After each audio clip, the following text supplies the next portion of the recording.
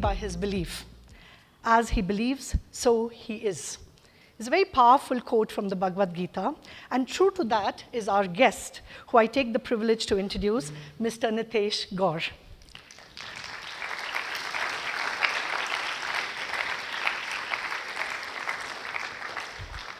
A social entrepreneur, educator, author, a modern-day philosopher, widely recognized for his work in Vedic wisdom and its practical application in leadership, commerce, and education. Nitesh is the founder of Avanti Schools Trust, a pioneering group of schools distinguished by their unique ethos, one that integrates academic excellence with spiritual insight. The Avanti curriculum brings together meditation, yoga, philosophy, and ethics, offering an education that nourishes both intellectual and character. Before dedicating himself fully to education and social impact, Nitesh built a distinguished career as a CEO and director across the exploration and investment banking sectors. His work has inspired a wide range of innovative initiatives, including a Dharma-based endowment fund and indexes introduced under the Dow Jones, a retreat center and a farm in England countryside, a brand of restaurant and well-being spaces focused on conscious living. Nitesh holds an MBA from the London Business School and an undergraduate degree in science from the University of London. In recognition of his public service, he was appointed Deputy Lieutenant for Greater London in 2013, and in 2018, he was awarded an OBE, Order of the British Empire, in the late Queen's birthday honors for his outstanding services to education.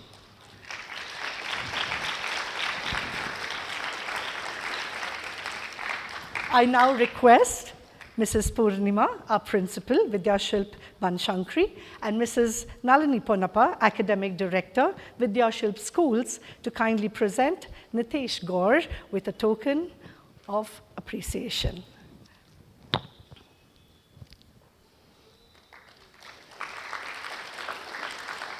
Ladies, gentlemen, boys and girls, please join me in welcoming Mr. Nitesh Gaur. Good morning, everyone. Thank you so much for being here. Thank you so much for welcoming me to your school. Put your hand up if you were supposed to be in a test today and it got delayed. Okay, you can thank me later. You're welcome. I hope I don't get blamed for any lack of performance later in the year. So today we're going to be going through some insights in terms of mindfulness and how it can help in terms of decision making. Okay, so you know the topic. I'll be speaking and going through this presentation for about 45 minutes, and then we'll have a little break. And then after the break, we'll get into some moderated questions, and then you'll have an opportunity also to ask a couple of questions. Is that okay? Sorry, you've been sitting for about 20 minutes. So if I see you dozing off, I'll get you to do some exercises. Okay, so this is what we're going to go through. So I split it into three parts. So one's about essentially this idea of deciding what to do. So how do I get to a place of deciding what exactly should or do I want to do? Doing it right, a little bit around the ethics of the decision that we're thinking about. And then the third one is around actually sticking to it, because once we starting that process is one thing, but sticking to it is when the going can get a little bit tough. So part one, deciding what to do. Ready, right? I'm gonna go through this relatively quickly, and hopefully, have you seen this? Put your hand up if you've seen this dilemma before. Okay, so hands down. So that's about 50-60% of you. So put your hand up if you would. Okay, so for those of you who don't know, the dilemma is this: there's a train track. There are 5 people on the track, okay? The train is moving towards those 5 people and it will kill those 5 people. You are the person standing by the lever. If you pull the lever, the train will divert and kill only 1 person. Is the scenario clear? Okay, getting some nods. How many of you will pull the lever? And okay. And put your hands down. How many of you would not pull the lever? Okay. Less. So this is a very common dilemma that's introduced in ethical courses, and mainly just to highlight this notion that choosing the right thing to do is not always an easy decision. It's not straightforward. And you could easily, if you were to have this conversation, if we had time to do it, you would have lots of arguments on both sides of this argument, right? It's not like straightforward. There's a whole piece here around, do I exercise my agency to make a difference and save the lives of 4 people? But then in doing so, in exercising my agency, I also become implicated in the repercussions, right? I now become implicated in the death of that one person in a much more active way than I was if I just let it be. And if I let it be, I'm implicated because I was negligent, or I ignored the fact that I could have saved 4 lives. So it's not straightforward. That's the first point. Any advice for this driver? Do you have any advice for this driver? I heard that the traffic in Bangalore was really, really bad. But I haven't experienced it so far. I hope I don't jinx myself. So this person, this driver, whoever they are, is stuck. What are their choices? What are their choices? Go ahead. Shout, nice and loud. Honk. Okay, yeah, that's a standard thing to do. Honk. Okay, what else? What other choice have they got? Yeah. Stop and let the sheep go. It looks like they're doing that anyway. Okay, just push them out the way. Take another route. You see another route? Okay, find another route. Okay. Get out of the car and what? Get out of the car and walk. Okay. Okay, so in what scenario? See, what happens is sometimes we get to a point, we're trying to make a decision. We get to a point and we're like, do I push or do I just accept? Yeah? So right now, the responses that you've given me are along the lines of pushing, i.e. keep trying, try something else. There is another approach to this, right? The other approach is what?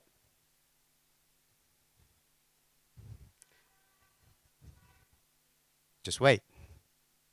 That is a legitimate approach, is it not? And in actual fact, that's probably more likely what they're going to have to do. The question is, are they going to be comfortable just being able to wait? So in some scenarios, again, I'm going to keep coming back to this point. It's these types of situations are not ones where you're going to have a black and white, yes or no, right or wrong, clear-cut decision. Because how a person responds to this scenario will depend largely upon their own personality.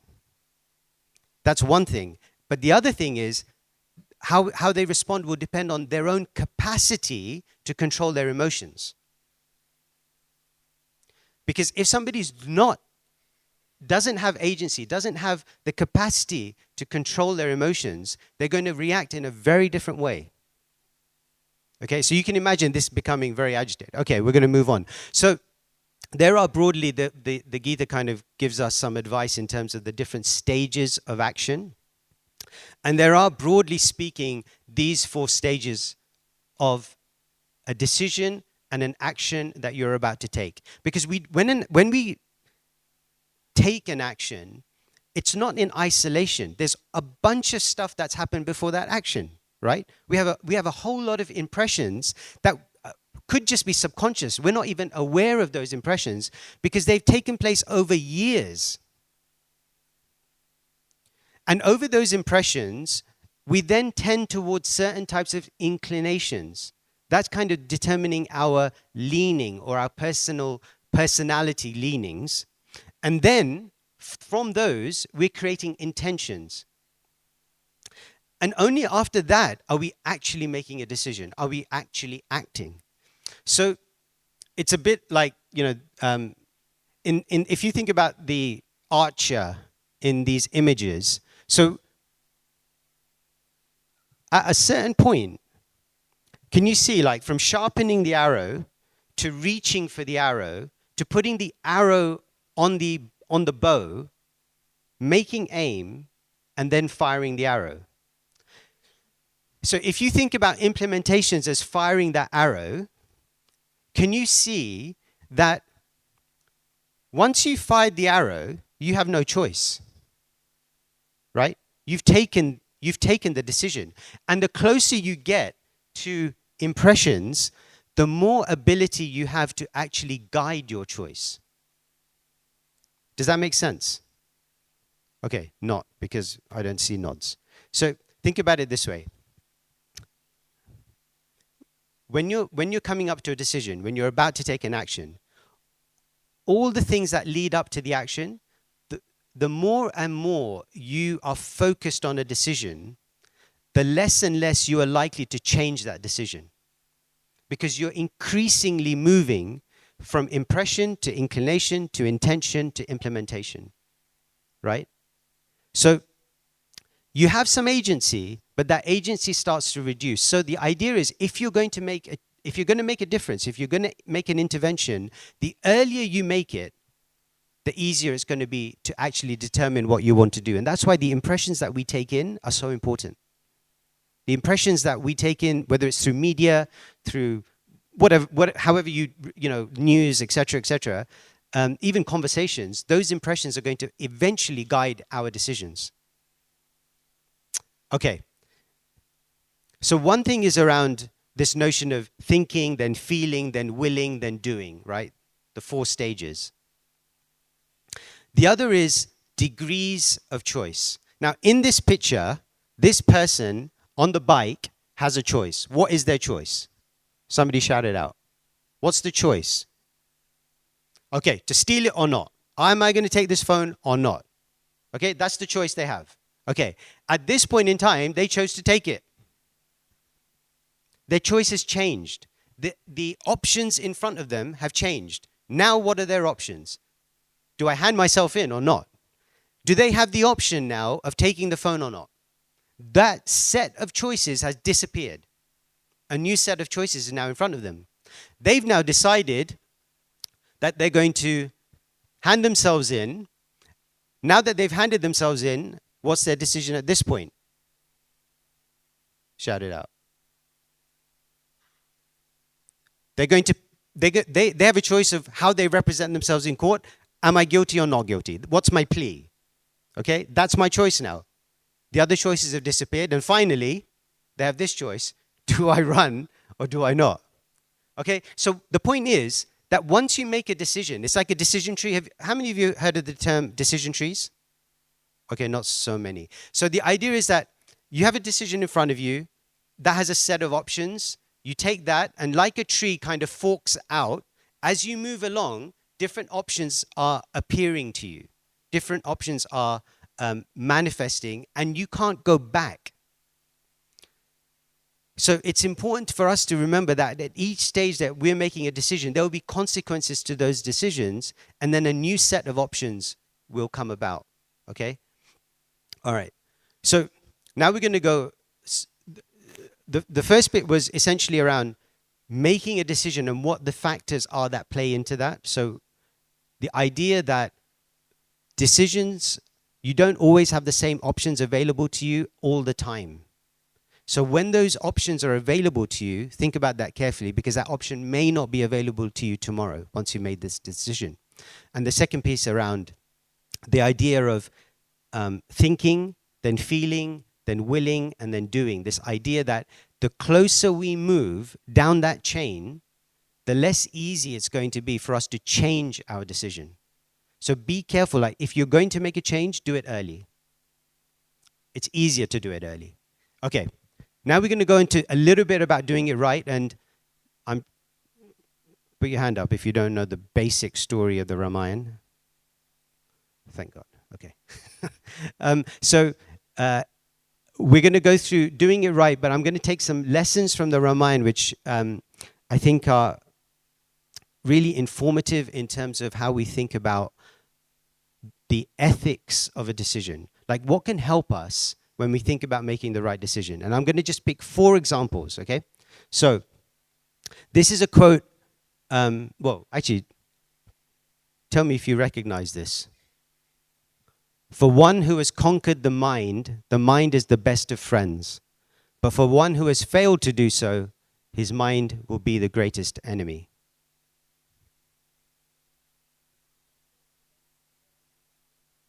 Wow.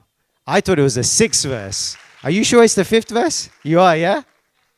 Wow, well done. Amazing. Okay, so Bhagavad Gita, right? So it's your favorite verse, is it? Yeah, okay. So this idea that the mind can be our friend or our enemy, right? And if we want to be able to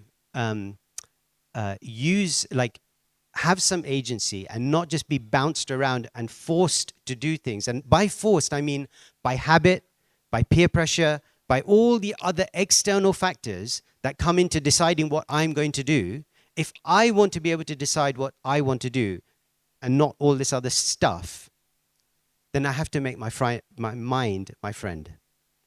Because if my mind is not my friend, I'm constantly trying to fight my mind. And that's what Krishna means here when he says the mind can be the enemy. Have you had that experience where the mind is like constantly telling you something and it just won't listen sometimes? And that's when the mind is behaving like our enemy, because the mind is not allied to what I want to do.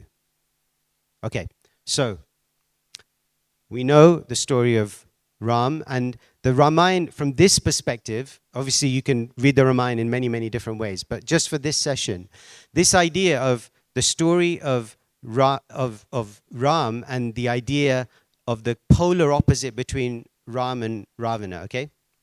So this idea that Ram represents the reservoir of pleasure, which is what the word means, and Ravana represents this idea of one who makes other people cry, right? So this kind of dichotomy or polar opposites. So in this first instance, you know this story about how Kaikeyi loved Ram more than she loved her own son, Bharat, right? This idea that we understand that she had this deep, profound love for Ram. And yet, she was the one who requested his banishment. And she requested it after this conversation with Manthara, right? So this idea of who we are hearing from, who we're listening to, the idea of association can change even the best of us.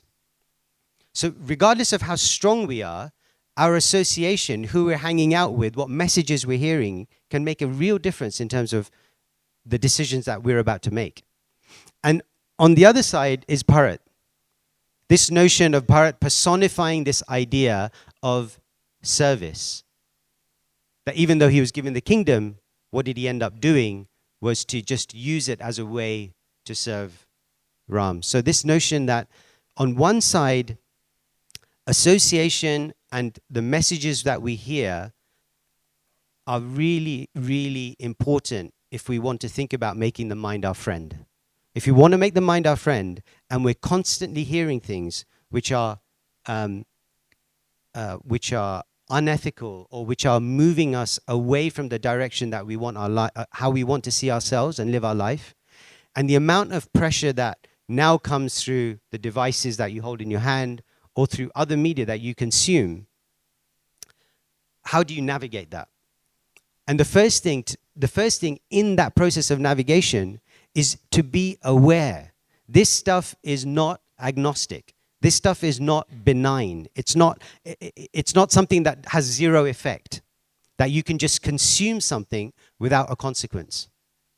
Okay? And if you think about what we were talking about earlier, it's starting at that first stage, which is inclination and impressions. It's creating inclinations and impressions, which at the point of consumption, you don't see the action, you don't see the repercussion, because remember, it hasn't got to the stage of intention and implementation yet. Okay, so this point is about the difference, the balance between Shurpanaka's role And Shurpanakha's in this instance is, I like Ram, and I don't care what it takes to get him. And I will get rid of anything in my way to get him. There's no rules, there's no boundaries, it's just about what I want. And on the right, we have Sita, who is marrying Ram. So this notion of when I'm thinking about my choices, it's not to say that the Vedic perspective is that you shouldn't have a good time or that you shouldn't enjoy yourself. The point is that if you want to really enjoy yourself, truly, in the long term, not just in the short term and in the moment, then you have to have some kind of parameters to that enjoyment. You have to have some kind of boundaries that mean that that thing is not going to be destructive for you. Because if you don't, if you have zero boundaries, that thing in the moment may seem really attractive and really enticing, but it eventually will lead to destruction. It will lead to this, by destruction I mean the degradation of your own character. And here we have the famous kind of contradiction between Ravana kidnapping Sita and Hanuman's job in finding and reuniting Sita, right? Like this idea of the position of Ravana here is like taking something by force versus placing something in its proper place.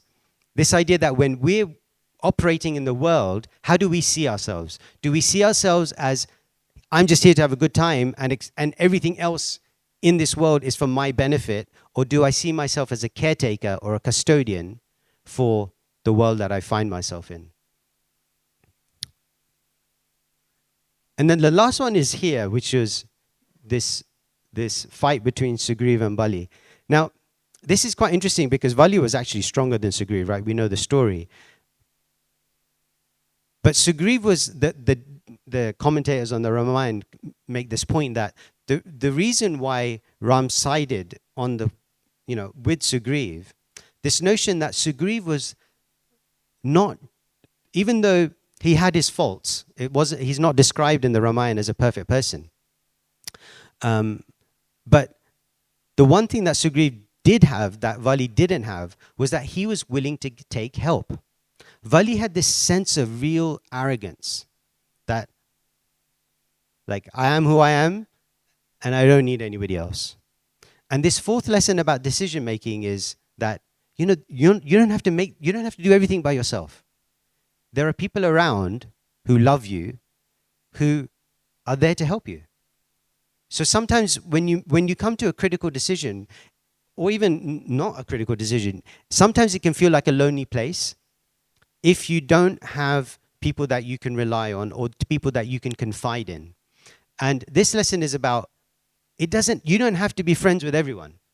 You don't have to have 100 really close best friends. You just need one or two, right? And if those one or two are there for you to confide with, and whether that's parents, siblings, kids in your school and class, whatever it is, then that makes that decision-making process a lot better. Because when you're in that moment, for you to think clearly is not always so easy. But when you have an external perspective, and I mean an external perspective, not from somebody on Facebook or whatever you use now, but I mean from somebody who actually cares about you, somebody who actually knows you, it changes it can at least support your approach to that decision you're going to make. Okay? So these are the four things that I wanted to highlight to you. One is around choosing self-discipline and service, and being mindful of the association or the other messaging that comes to you. The second is around enjoying, but within limits. Like be true to your own self. Like know who you are. Like what do you actually value? And then be true to that. Third one is around being clear, your role as a caretaker and not just thinking about things from an exploitative perspective. And then you're not alone, all right? And that's the story of Sugriva and Vali. Okay. So that's, I know I'm going through this. Normally I would take questions like throughout this, but I hope you're able to catch some of these points, and hopefully we'll be able to engage with the questions after the break. Okay, and this is the final part, and this is sticking to it. Like, how do I, once I've decided what I want to do and I'm confident it's the right thing to do, how do I do it and then stick with it? Okay? So, I thought this was a photo from a street in Bangalore, but it isn't. It's somewhere in Thailand. But you know the scene. I've been in this situation before, and it's scary, especially if you're from London and you're not used to it. Is this person in the black car driving on the wrong side of the road, is this person expressing their free will? Put your hand up if you think that the person in the black car is expressing their free will. Okay, put your hands down. Put your hands up if you think that he or she is not expressing their free will. Okay, so you all believe that pretty much all of you believe that this person is expressing their free will, right? Do you believe in free will? You like free will? Free will is a good thing? Anyone think free will is a bad thing? Okay, so you're okay with this? No. Make your mind up. See, when we think about, so societies at large, I mean, I'm talking about kind of progressive democratic societies, are trying to maximize free will. They're trying to, you may not, depending on your experience with your local politicians, you may or may not believe it, but they are trying, or supposed to be trying, to maximize free will for their people. Because we all believe, don't we, that free will is a good thing. So why do we have rules? Why do we have traffic rules? Why do we have traffic rules that say you can only drive, in this case, on the left-hand side of the road? Why do you have a rule? If you want me to express, you said that he or she is expressing their free will, right? So why do we have rules that limit, not end up in an accident? But what if, but you are limiting my free will? Do you accept that? That the traffic rule of only drive on the left-hand side of the road is limiting your free will. Do you accept that point? Yes? Okay. So why are you doing that? Because I want to drive on the right-hand side of the road. Go ahead. No? No? Okay. Somebody else? Why are you doing that? You're on the right track, actually, if you just kept going. So why does a government insist that you must drive on the left-hand side? Maintain order. Okay, because if everybody just did whatever they wanted to do on the roads, guess what would happen? What would happen to... So if free will is up here... So, okay, put it like this because I can't reach so high. If free will is here with traffic rules, I want free will to be up here, which is like, I can do whatever I want on the road. But if you get rid of traffic rules, will free will go up here or will it go down here? Why will it go down? It's chaos. And when there's chaos, nobody has free will. Thank you. So the overarching law, like order, maintaining order, having an accident, all of these things come into play. So now what happens is the overall amount of free will that you have, if there are no traffic rules, goes down, not up. So we might think that, okay, free will goes up because I can do whatever I want on the road. But the cumulative societal effect that emerges from getting rid of traffic rules is that free will overall for everyone goes down. Make sense? That's why we have rules. It's why you have rules in a school. It's why you have rules on the road. It's why you have rules in the justice system. It's why we have rules in any form of societal framework. You have rules. And that's true also for the kind of journey that you might want to go in when you proceed in when you're thinking about decisions. There are rules that will help form your character. Don't lie. Is that limiting your free will? As an ethical imperative, it's limiting your free will. But then what happens as a consequence of that ethical imperative? Your free will overall, across society, goes up.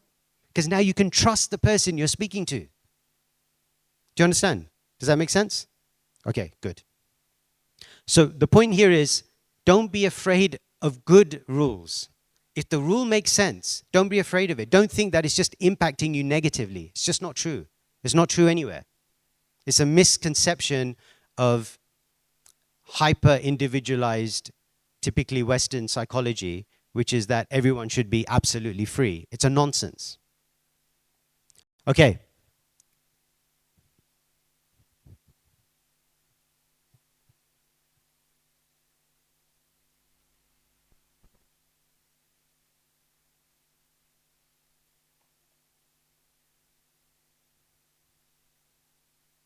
What's going on here?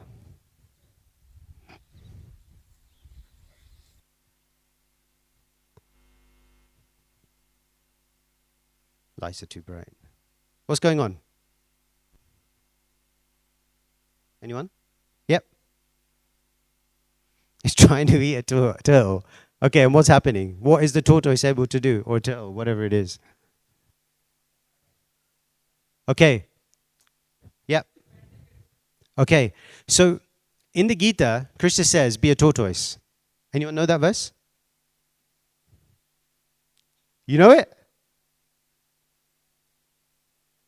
Kind of. What part of it? Because I don't know much of it at all. But tell me what you know.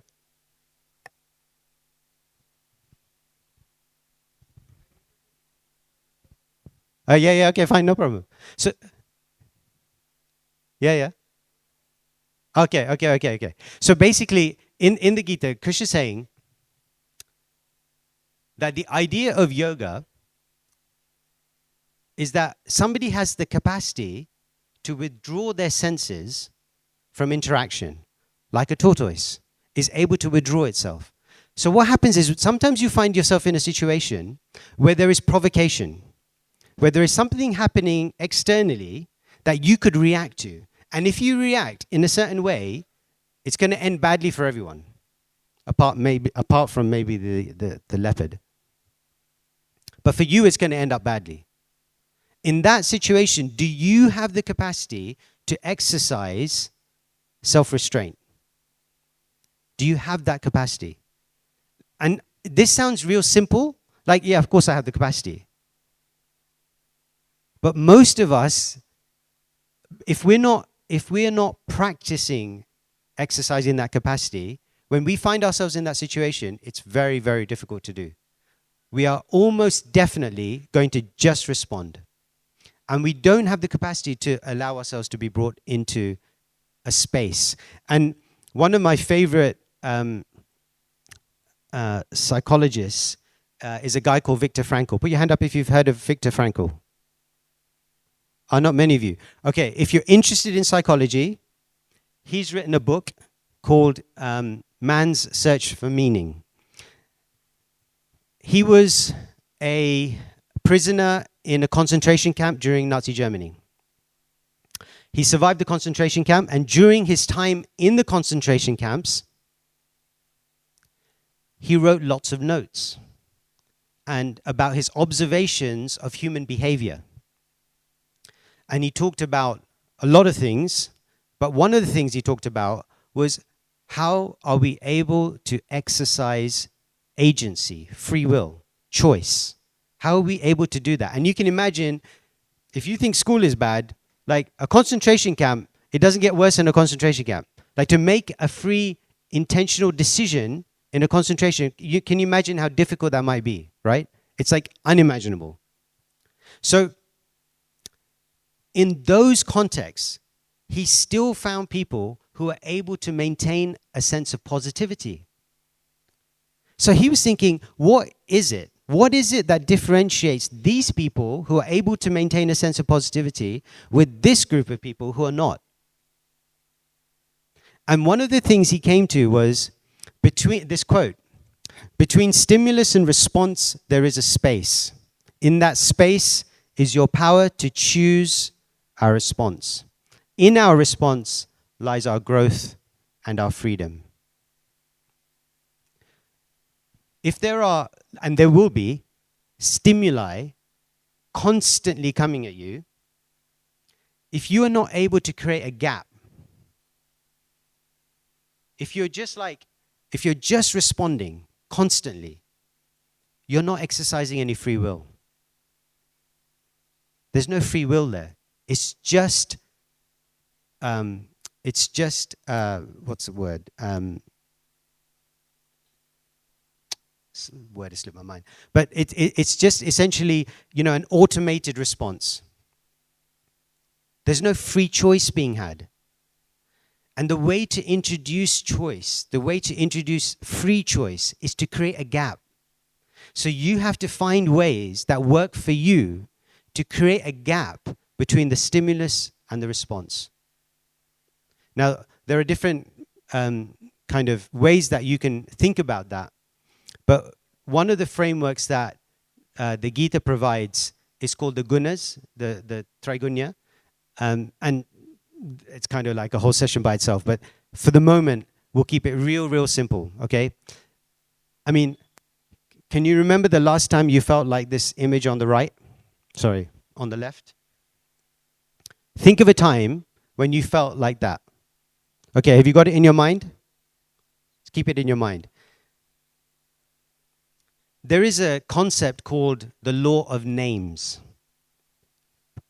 Have any of you heard of the law of names? One person. Tell us what the law of names says. If you are given a name, you tend to diverge towards that name, like the stereotypical version of that name. Ah, okay. You're Like- talking about a different law of names. I didn't know about that one. Where's that from? I don't know. Oh, you just made it up. No. It exists. I It's think. from somewhere. Yeah. Okay, fine. So that's not the one I know. I know that there's a study by somebody called Lieberman in around 2007. And they discovered that essentially the way that our brains function is that if we are able to name something, if we are able to give an emotion a name in a very particular context, I was angry, it changes our body's capacity to be able to manage that emotion. Think about that. That's a fascinating insight. That just by naming it, you have some power over it. So there's two things here. One is being able to create the gap. And the second thing is when you've been able to create the gap, to be able to reflect on the emotion that you experience and then to be able to name it. And if you're able to do that, you will increase your capacity to change your response to it. Okay?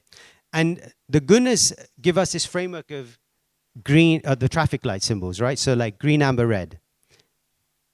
When you, there's a whole like technical kind of thing that we can get into, but for the purposes of this, when you feel like you're observing yourself, you're observing your own state of mind. When you feel that you're in green, green means you're in control of your emotions. And you have to be really deeply honest with yourself when you think about this. Then green means, okay, now you can proceed with the decision you want to make. When you're like this person on the left, you're in red. And anything that you do from there is going to not be good. Not good for you, not good for anyone else. And when you're in between, you're yellow. So when you're in red, you better stop. For your own sake, you better stop and think about what you're about to do. And when you're in yellow, there's a period of extended reflection, so you may decide to go, but do it carefully. Is that a hand? Yeah, go ahead.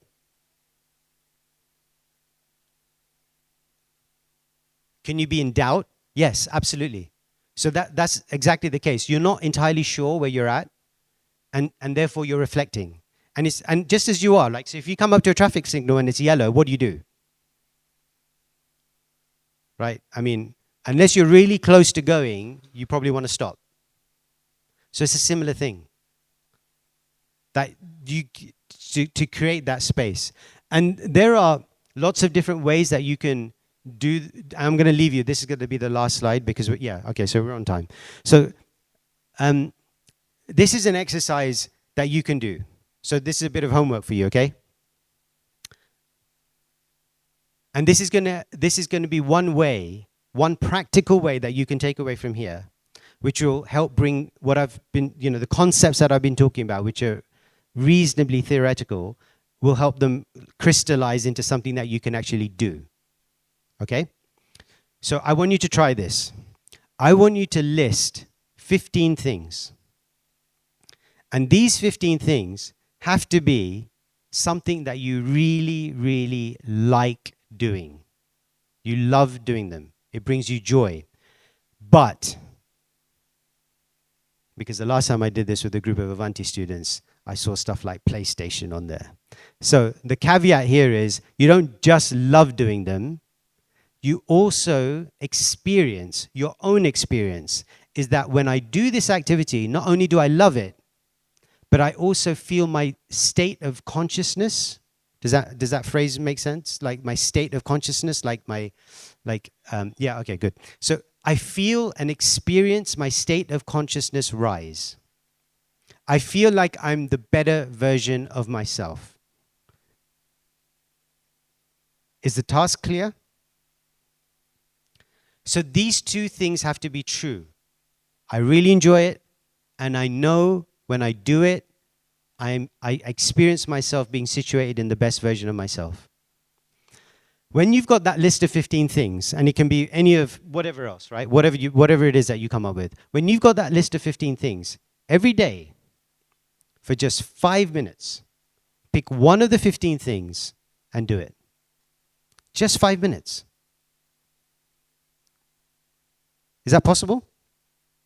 How many of you think it's not possible? Okay, and I'll give you, I don't gamble, but if I were a gambling person, I would place a bet that 90% of you will not do this. Any guesses as to why you won't do it? Why won't you do it? I don't have time. It's crazy. You don't have time to do something you really, really enjoy. And yet, how many hours in the day do we waste on pointless scrolling, pointless TV, pointless whatever else we might be doing? 5 minutes a day. The truth is, time is not the barrier. It's the most quoted barrier by staff and students. I gave this exercise to, I was doing teacher training, CPD for our staff, and I was speaking to principals and senior leaders and other members of staff, and there are a few hundred people in the audience, and I gave them this task to do, and I was going to see them in 2 weeks. So I gave them the task. In 2 weeks, I went back and I said, how many of you have been doing this every day? Or even first I started every day, then I said once a week, then how many of you even did it once over the 2 weeks? Less than 10%. And 0 did it every day. And the number one excuse was, I have no time. And I said to them, I'm your employer. I'm telling you to do this. I'm making time in your schedule to do this. It's 5 minutes. Time is not the real reason that you won't do this. What is the real reason that most of us will not do this? What's the real reason? Sorry? Too lazy. Thank you. Thank you. That's the truth of it. Most of us are just plain lazy. Any other reasons? Truthful reasons? Mindset. Okay, good. And what's behind the mindset? Sorry, I can't hear. Our thoughts. Our thoughts. Okay, so distractions and all of that stuff. Yeah, okay, fine. Or I just don't see the point. So all of these things are the very reason why I'm telling you to try this is because if you think that you're just going to go into the world and suddenly make great decisions and mindful decisions and it's going to happen by magic, you're kidding yourself. Most adults are not mindful in their decisions. It's not just students. Most adults walking around making decisions like zombies, like reacting to life, no agency. Don't be like that. You have a choice. You can actually start to form your habits now. If you just do some real simple things and get into the habit and learning that actually there are practical things that you can do that can change the quality of the decisions that you make. Okay? So I'm going to come back, maybe not in 2 weeks, but we'll be asking and checking in on you. How many of you have done this? And I really, really hope it's more than the percentage that I was thinking about before. And you'll see. So what happens with this stuff is, in the beginning, it's like, well, why should I do it? Does it work? Is it going to make any difference? Etc. etc. We make all of these types of excuses in our minds. But you don't know until you've tried something. And I'm not telling you to do something you don't like. I'm saying pick something you really enjoy. So just try something. See if it happens. And if it doesn't work, fine, don't do it. But if it works, it could change your life. If it works, it could change the quality of your decisions, and it could start to build. This is just a starting point. It could start to build your capacity to live a life in a way that you're so much more in control and able to predict what's going to happen, rather than just being bounced around in life and being stressed out with anxiety and all of these other factors that come in when we become totally dependent on external things to motivate us.